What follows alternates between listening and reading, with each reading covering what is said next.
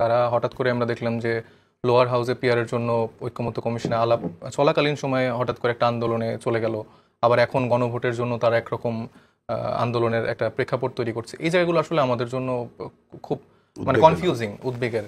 সেই জায়গাটা আমরা মনে করি যে রাজনৈতিক প্রেক্ষাপটে আমরা যেভাবে আসলে যাওয়া উচিত ছিল সেই জায়গাটা আসলে ব্যাহত করছে। এবং আমার বিজ্ঞ দুই সমালোচককে আমি সম্মান রেখে বলতে চাই যে মানে তাদের যেই স্ট্যান্ড, মানে ইনক্লুডিং অল পলিটিক্যাল পার্টিস, মানে আমি তাদের এই স্ট্যান্ডটাতে আসলে খুব বেশি স্যাটিসফাইড না। কারণ আমার কাছে মনে হয়েছে যে ওনারা মানে জুলাইটাকে জাস্ট পাওয়ার ট্রানজ্যাকশনের একটা টুল হিসেবে ইউজ করেছে। মানে জুলাইকে যে ধারণ করা, জুলাইয়ের তে যে আসলে এত স্টুডেন্ট, এত মানে সাধারণ জনগণ মারা গেল, তারা অনেকে অনেক সময় দাবি করে যে আমাদের রাজনৈতিক দলের 500 কর্মী, এত কর্মী, এত কর্মী। আমার মনে হয় যে এই বাংলাদেশের সবগুলো মানুষই তো আমাদের, এটা তো শুধু বিএনপির, জামাতের বা অন্য দলের, জামাত ইসলামের,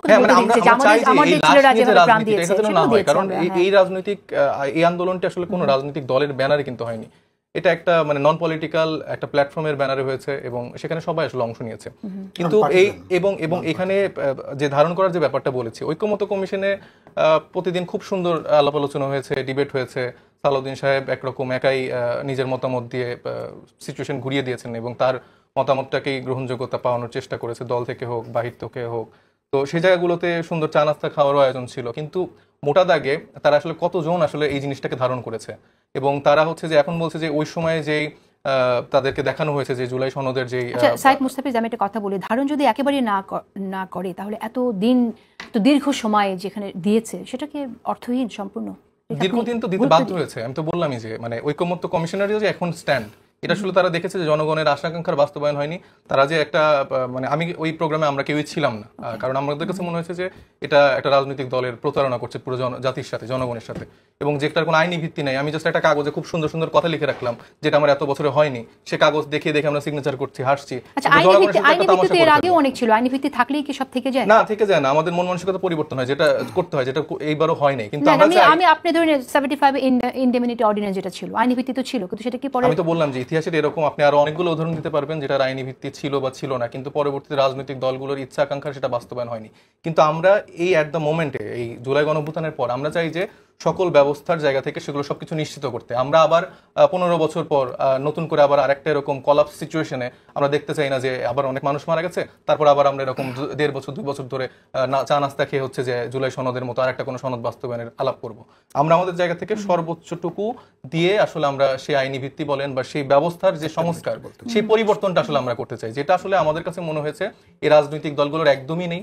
এবং আপনি 31 দফার আলাপ বলেন, আরো জামাত ইসলামের আরো যেসব আলাপ বলেন, এই আলাপগুলো আসলে খুব বেশি ফলপ্রসূ না। এবং এই সংস্কারের আপনি পয়েন্ট টু পয়েন্ট ধরে আপনি নিজেই দেখবেন অনেক লুপহোল আছে। মানে এটার মানে ম্যাথমেটিক্স যদি আপনি কষেন, সেখানে অ্যাকুরেসি দেখবেন যে অনেক ক্ষেত্রে নেই। সেটা দিয়ে তারা পুরো দেশ বদলে ফেলছে, তারা পুরো দেশ পরিবর্তন করে ফেলছে। এবং ঐক্যমত্য কমিশন কি একটি রাজনৈতিক দলের কথা উঠবে বসবে নাকি? তাদের নিজস্ব কোনো মতামত থাকবে না? এখানে যে বিষয়, আমাদেরও তো অনেকগুলো বিষয় নোট অফ ডিসেন্ট ছিল। এই নোট অফ ডিসেন্ট গুলো যেগুলো ছিল, সেগুলো আপনি দেখবেন যে সাংবিধানিক প্রতিষ্ঠানগুলো স্বাধীন হওয়ার ক্ষেত্রে তাদের বাধা, প্রধানমন্ত্রী থাকাকালীন দলের প্রধান থাকা নিয়ে তাদের বাধা। তো এই প্রবলেমগুলো তো হয়েছে, হওয়ার কারণেই তো 17 বছর ধরে আমরা এই সিচুয়েশনগুলো ফেস করেছি। যেই কারণে আমরা 17 বছর পরে রাজনৈতিক দলগুলোর ব্যর্থতার দায় নিয়ে সাধারণ জনতা মাঠে নেমে জীবন দিলাম, প্রাণ দিলাম, অঙ্গহানি করলাম। সেই জায়গাটা যদি আমি পরিবর্তন না করে আবার আমরা ক্ষমতার চেয়ারে বসে যাই, আবার আমরা মানে নির্বাচনের ট্রেনে উঠে যাই, তাহলে তো আসলে পুরোপুরি বিশ্বাসঘাতকতা হলো। এবং এই বিশ্বাসঘাতকতা আমরা বিএনপিকেও করতে দেবো না, জামাতকে করতে দিব না, এবং অন্য যেসব রাজনৈতিক দল আছে না কেন, কাউকে এটা করতে দেওয়া হবে না। তো সেই জায়গা থেকে আমার মনে হয়েছে যে ঐক্যমত্য কমিশন যে ঐতিহাসিক ভুলটা করেছিল সেই সময়টা, কোনো দলের প্রেসারে হতে পারে, কোনো এজেন্সির প্রেসারে হতে পারে, আই ডোন্ট নো, কিন্তু পরবর্তীতে যখন দেখেছে যে জনগণের যে জায়গাটা, এর আগেই জুলাই ঘোষণাপত্রের জায়গাতে যেরকম একটা ফেস্টিভ মুড ছিল, মানুষ তো ভেবেছিল যে আসলে একটা টাইনি ভিত্তি পাচ্ছে। আগে দলের প্রেসারে বা কোনো এজেন্সির প্রেসারে করলো, পরে সেই প্রেসারটা উইথড্র হয়ে গেল। না না, আমি তো সেটা বলছি, উইথড্র কোথা থেকে হলো? মানে আপনি যে এই জুলাই গণঅভ্যুত্থানটি মানে সংগঠিত হলো, এটা কি কোনো রাজনৈতিক দলের প্রেসারে হয়েছে? জনগণ যখন মাঠে নেমেছে, জনগণের আকাঙ্ক্ষার জায়গা থেকে এই হাসিনা পালাতে বাধ্য হয়েছে। সেই ওয়েতে যখন জুলাই সনদের এই একটা মেকি আনুষ্ঠানিকতা দেখানো হয়েছে, সেখানেও কিন্তু জনগণের কোনো রকম পার্টিসিপেশন ছিল না এবং তারা এটা প্রত্যাখ্যান করেছে। এই জায়গা থেকে তাদের এই ঐতিহাসিক দায়টার মানে না নেওয়ার জন্যই হচ্ছে যে তারা আসলে এই জায়গাটা এসেছে। ঠিক আছে, আমি আসবো আপনার সময় পেলে। শুধু একটা প্রশ্নে একটু রেসপন্ড করছি, আইনি ভিত্তির প্রশ্নটা। আমরা ধরুন সরকার যদি এখন একটা জুলাই সনদ বাস্তবায়নের একটা যদি আইন যদি একটা আদেশ দেয়, তাহলে কি জুলাই সনদ কি আইনি ভিত্তিটা পেল? এই কথাটা কি স্ট্রেট কি হা না বলা যাবে যে আইনি ভিত্তি পেল? পুরোটা একটা প্রক্রিয়া। যখন আমি জুলাই সনদে স্বাক্ষর করছি, এটা একটা প্রক্রিয়া। যখন আমি গণভোটে যাচ্ছি, এটা একটা প্রক্রিয়া। গণভোটে যাওয়ার ব্যাপারে সরকার যখন একটা প্রজ্ঞাপন বলেন অথবা সরকার যখন একটা আদেশ দিচ্ছেন যাওয়ার ব্যাপারে, এগুলো একটা প্রক্রিয়া। ফাইনালি একটা সাংবিধানিক প্রতিষ্ঠানের সাংবিধানিক ব্যবস্থাতে যদি সংবিধানে এটাকে একটা আইনে যুক্ত করতে হয়, আইন মানে কি? মানুষের পপুলার ম্যান্ডেটে আপনার পার্লামেন্ট ইলেক্ট হচ্ছে, জনপ্রতিনিধি নির্বাচিত হচ্ছেন। সেই পার্লামেন্টে, যে পার্লামেন্ট আমরা বলেছি একই সাথে একটা নির্দিষ্ট সময় পর্যন্ত এক ধরনের কনস্টিটিউশন পাওয়ারও তারা সেখানে, অর্থাৎ তার একটা ডুয়াল, তার একটা ক্যারেক্টার থাকবে। একটা সময় পর্যন্ত সে একটা কনস্টিটিউশনের রিফর্মের একটা পাওয়ার তিনি হোল্ড করবেন, পরবর্তীকালে শেষ হলে তখন তিনি নর্মাল পার্লামেন্ট হিসেবে তখন সেটা কাজ করবে। তাহলে সেখানে এটাকে আপনার বিল আকারে সেখানে হাজির করার প্রশ্ন আছে। আমি একটু ইন্টারাপ্ট করি। এটা বিল যাবে, তার মানে পুরোটা একটা প্রক্রিয়ার পার্ট। আপনি সরকার যখন আদেশ দিচ্ছেন তখন অটোমেটিক এটা আইনে পর্যবেসিত হচ্ছেন। তখন এটা ইলেকশন, পার্লামেন্ট যখন আপনি এবার বিল আকারে আপনি হাজির করছেন, যখন আপনি রেটিফাই করছেন, তখন এটা যখন পার্লামেন্টে যুক্ত হচ্ছে তখন এটা আইনে পরিণত হচ্ছে। বিফোর দ্যাট পুরোটা একটা প্রক্রিয়ার একটা অংশ। এই জায়গাটা প্রায়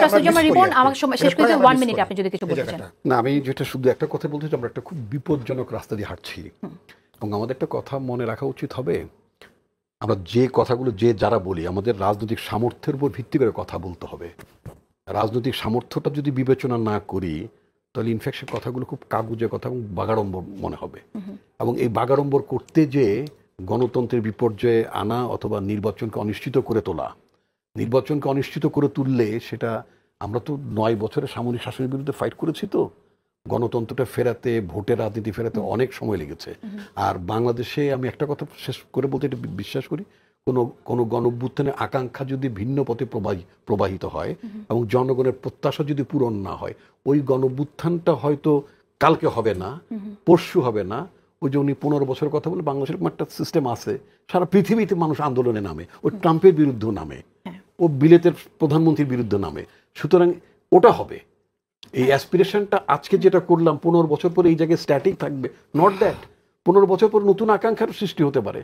ভবিষ্যতে কোনো সরকার, কথার কথা, এক প্রচণ্ড সমাজতান্ত্রিক সরকার হয়ে গেল, দেখা গেল যে মাদুরোর গভর্নমেন্টের বিরুদ্ধে মার্কিন যুক্তরাষ্ট্রের নামে এদের নামাতে পারে, অথবা ভবিষ্যতের সরকার প্রচণ্ড মার্কিনপন্থী একটা সরকার হয়ে যেতে পারে, তার বিরুদ্ধে একটা আন্দোলন হতে পারে, মানুষের রুটি রুজির জন্য মানুষ রাস্তায় নামতে পারে, অনেক কিছু হতে পারে। সুতরাং আজকের এইখানে একটা আইনি ভিত্তি অথবা এইটুক পূরণ করলেই বাংলাদেশ 100 বছর একেবারে দুধের নহরে ভাসবে, বাংলাদেশে মানুষ শান্তিতে থাকবে, নট দ্যাট। মানুষ বারবার তার প্রত্যাশা, আজকে সকালের প্রত্যাশা এবং আগামীকালের সকালের প্রত্যাশা কখনই এক থাকবে না। অতএব যুগের সাথে সময়ের সাথে তাল মিলিয়েই রাজনৈতিক দলগুলো, রাজনৈতিক নেতারা জনগণের প্রত্যাশা পূরণ করবেন। আর জনগণের প্রত্যাশা নিয়ে ভাবার কথাবার্তার জায়গাটা হচ্ছে জাতীয় সংসদ। আমি শেষ করে দেবো, একটা ছোট্ট একটু তথ্য আমি শেয়ার করতে চাই এবং এই প্রসঙ্গে জানতেও চাই। গেজেট থেকে নাম প্রত্যাহার চান ফরিদপুরের জুলাই যোদ্ধা ইতু। এই প্রথম আমরা দেখছি যে গেজেট থেকে নাম প্রত্যাহার করতে চাইছেন তিনি সমস্ত সুযোগ সুবিধা থেকে নাম প্রত্যাহার করার আবেদন তিনি জমা দিয়েছেন। এটাকে কি আমরা দেখবো যে জুলাইয়ের যে চেতনা সেটা আসলে ম্রিয়মাণ হয়ে যাচ্ছে? শেষ করে দেবো। ডেফিনেটলি আমি, আমার সাথে তো অনেকের কথাবার্তা হয়, তারা আসলে মানে খুবই কষ্টের মধ্যে দিয়ে যাচ্ছে আর কি, এবং তারা ফিল করছে যে আসলে তাদেরকে ব্যবহার করা হয়েছে। তো এই জায়গাটা আসলে আমাদের রাজনৈতিক দলগুলো যারা আছে শক্তিশালী হতে পারে, তাদের বিশাল কর্মী বাহিনী থাকতে পারে, কিন্তু সেই কর্মী বাহিনীতে আপনি জনসংখ্যাকে কাউন্ট করতে পারেন না। মানে 60-70% উপরে জনসংখ্যা আছে যারা আসলে কোনো রাজনৈতিক মতাদর্শের না, তারা আসলে চিন্তা করে যে বাংলাদেশটাকে আসলে কে কিভাবে ধারণ করছে, কে কিভাবে আনছে। এবং সাইফুল ভাই যেটা বললো, ওই টেক্সটগুলোর কথা আমরা বলেছিলাম, যেটা আসলে ঐক্যমত্য কমিশন তিনি কিন্তু কোনো রাজনৈতিক দলের কথা বলেনি। তিনি বলছেন বর্তমান অন্তর্বর্তীকালীন সরকার এবং স্থানীয় সরকারগুলো জুলাই যে চেতনা, দুর্নীতি, লুটপাট মুক্ত দেশ গড়তে চেয়েছিল তা কোনোভাবেই 1 বছরের বেশি সময় বাস্তবায়ন করতে পারেনি। এমনকি কার্যকর পদক্ষেপ তাদের ফলে এই কাজগুলো বাস্তবায়ন করতে পারছে না। আমরা তো বলছি যে এখানে হচ্ছে যে বিএনপির সরকার চলছে, এখানে এনসিপি সরকার চলছে, এখানে জামাতের সরকার চলছে, এটার সাথে তো সমানভাবে এই রাজনৈতিক দলগুলোও জড়িত। এই আপনি শুধু এই 10 জন মানুষকে আমাদের উপর দায়বদ্ধতার জায়গা আছে, এবং এটা আমাদেরকে এই দায় স্বীকার করে রাজনীতি করতে হবে। এবং সাইফুল ভাই যে কথাগুলো বলেন, আমরা বলেছিলাম ওই যেটা টেক্সটটা সেটা যেন জুলাই সনদে থাকে, সেটা তারা রাখেনি, এবং তাদের এই ব্যাপারে কোনো রকম দ্বিমত বা মতামতের জায়গাও ছিল না। এবং আমরা যেটা চাই যে আসলে বাংলাদেশ বিনির্মাণে আসলে সকল রাজনৈতিক দলের মধ্যে একটা ঐক্যটা বজায় থাকুক, এবং দিন শেষে আমরা একসাথে মানে